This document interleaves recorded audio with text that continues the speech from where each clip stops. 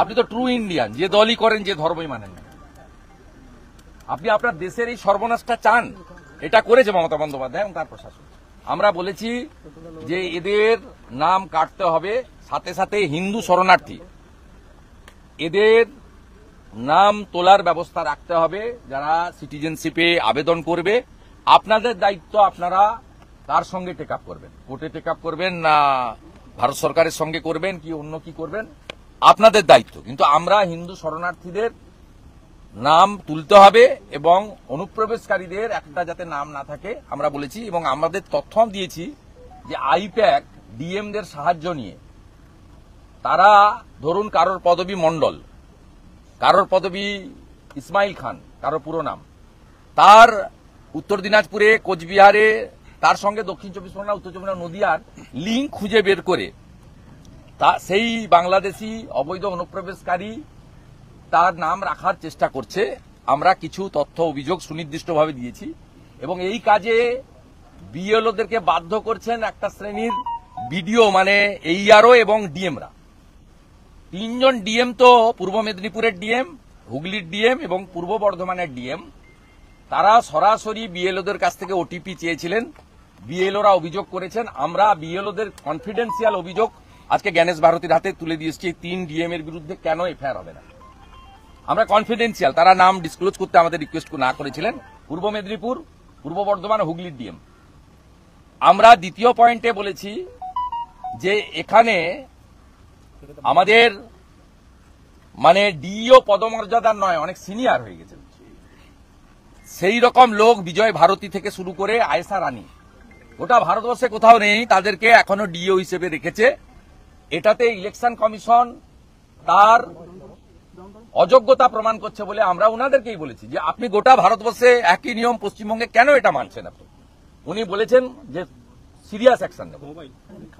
আমরা বলেছি আপনাকে রাজ্য সরকার থেকে ডেপুটেশনে লোক নিতে হবে, কে বলেছে? আপনি সেন্ট্রাল গভর্নমেন্টের এমপ্লয়িও ডেপুটেশনে নিতে পারেন। বলছে আমরা 3 জন পাঠিয়েছি আইটি থেকে, দিল্লি থেকে। আমরা বলেছি রাজ্য সরকার নন কোঅপারেশন করছে যখন, আপনি সেন্ট্রাল গভর্নমেন্টের অফিসারদেরকে ডেপুটেশনে নিয়ে সিও অফিসকে ক্লিয়ার করুন। কারণ সিও অফিসে অরুণ প্রসাদ বলে একজন অফিসারকে আপনারা দিয়েছেন, যিনি মনোজ পন্থের ফোন থেকে ফেস টাইমে মমতা ব্যানার্জির সঙ্গে ডেলি কথা বলছে। আমার কাছে ডকুমেন্ট প্রমাণ আছে। আমি যেদিন মিট করেছিলাম সেদিন মনোজ আগরওয়াল এবং আমি জগন্নাথ চ্যাটার্জি, সঞ্জয় সিং মিট করেছিলাম। সেদিন পানিক্কর ছিলেন, হরিশঙ্কর পানিক্কর এবং সিও। সেই দিনই সন্ধ্যাবেলা, বিকেলবেলা নবান্নতে মনোজ পন্থের ফোন থেকে মমতা ব্যানার্জির সঙ্গে 20 মিনিট অরুণ প্রসাদ কথা বলেছেন। আমি তথ্য তুলে দিয়েছি ইলেকশন কমিশনারের হাতে, মানে ইলেকশন কমিশনের হাইয়েস্ট অফিসারের হাতে।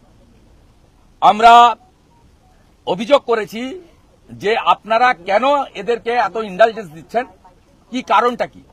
4 জন ডেপুটি ম্যাজিস্ট্রেট পর্যায়ের লোককে সাসপেন্ড করতে বাধ্য হলো, কিন্তু তাদের বিরুদ্ধে এফআইআর হলো না কেন? পরবর্তীকালে রাজারহাট নিউ টাউন এবং নন্দকুমারের, রাজারহাট গোপালপুর এবং নন্দকুমারের আরো 2 জনের বিরুদ্ধে সেম অভিযোগ থাকা সত্ত্বেও সাসপেন্ড হলো না, এফআইআর হলো না কেন? কারণ জানতে চেয়েছি। আমরা অভিযোগ করেছি 5700 বিএলওর ব্যাপারে আপনাদের 1.1 থেকে 1.54 গাইডলাইন ভায়োলেশন হয়েছে। মাত্র 300 আমাদের প্রপোজাল অ্যাডজাস্ট হয়েছে। আমাদের বাকি 5400 প্রপোজাল যদি রিজেক্ট হয়ে থাকে, কি কারণে রিজেক্ট করেছেন? Case to case compliance report আমাদের দেওয়া হয়নি কেন? আমরা সবচেয়ে বড় পার্টি, ন্যাশনাল পার্টি, আমাদের কেন দেওয়া হয়নি আপনাদের জানাতে হবে। আমরা বলেছি 2021-এর পোস্টপল ভায়োলেন্স এবং 2024 সালে আপনারা রাজ্য সরকারকে বাধ্য করেছিলেন লোকসভা ভোটের পরে 3 মাস আরো সেন্ট্রাল ফোর্স রাখতে।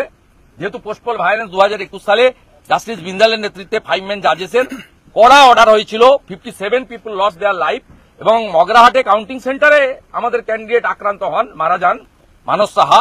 তাহলে আপনারা কেন পলিটিক্যালি ভালনারেবল জায়গা সেখানে বুথ রিঅর্গানাইজেশন কেন করবেন না আমরা জানতে চাই।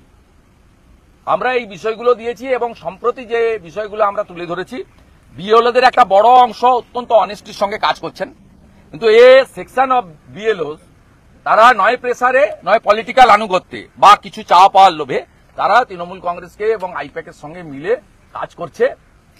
আমরা সে ব্যাপারেও সুনির্দিষ্ট যে 67টা বিএলওর বিরুদ্ধে অভিযোগ করেছি তার এগেনস্টে অ্যাকশন চেয়েছি।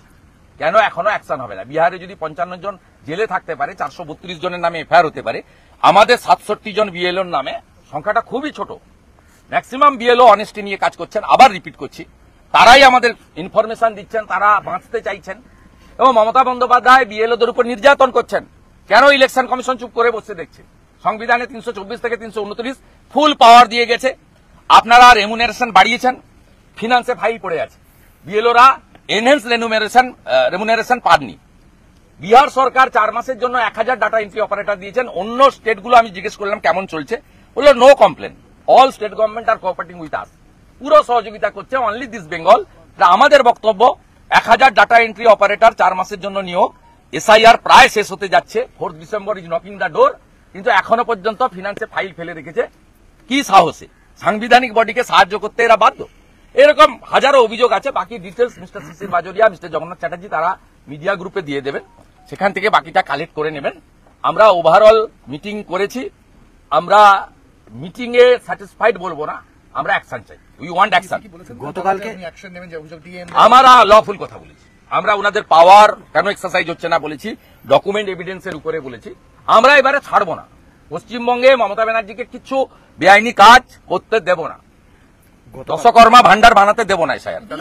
গতকালকে মমতা বন্দ্যোপাধ্যায় চিঠি দিয়েছে, তার চিঠির উত্তর বিরোধী দলনেতা দিয়ে দিয়েছে। উনি যদি 2,75,00,000 মানুষকে প্রতিনিধিত্ব করে বলে থাকেন, আমিও বিজেপির এলওপি 2,33,00,000 মানুষকে প্রতিনিধিত্ব করি, আমি তার উত্তর মমতা ব্যানার্জিকে দিয়ে দিয়েছি ইলেকশন কমিশনকে, যে উনি 12টা স্টেট ইউনিয়ন টেরিটরিতে হচ্ছে, নন বিজেপি গভর্নমেন্টের করছে, কোথাও কোনো অ্যালিগেশন নেই।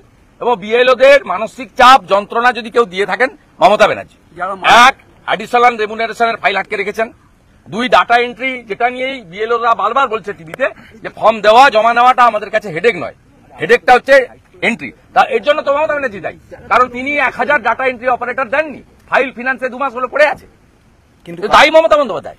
এবং আমরা পরিষ্কার বলেছি, মমতা বন্দ্যোপাধ্যায় শুধু ভোট চুরি করেন না, তার লোকেরা 2024 লোকসভা নির্বাচনে ক্যামেরা বন্ধ রেখেছিলেন।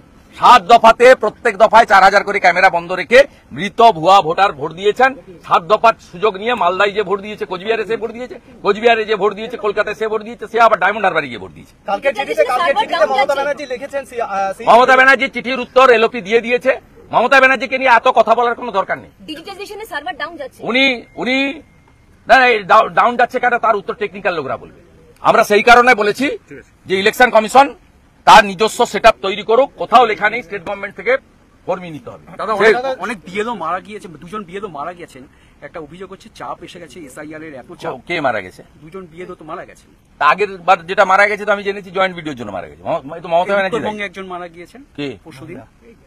ওইটাই তো বলছি। আচ্ছা, আর কালকে কোচবিহারে তো অ্যাক্সিডেন্ট, সব চালিয়ে যান না এসআইআর বলে। দাদা কে না বলেছে চালিয়ে যান। আজকের কলকাতা যত পেট খারাপ মাথা খারাপ যা হবে সবকে চালিয়ে যান। আজকের কয়লাকাণ্ডে আজকের ইডির রেড হচ্ছে, খুবই দরকার। কয়লাকাণ্ড তো চলছে, পশ্চিমবাংলায় চলছে। সবচেয়ে বড় বেনিফিশিয়ারির নাম হচ্ছে ভাইপো। সিবিআইও রেড করছে বেশ কয়েকটি জায়গায়। রেড আমরা বিশ্বাস করি না, ধরে ঢুকিয়ে দিন ভিতরে।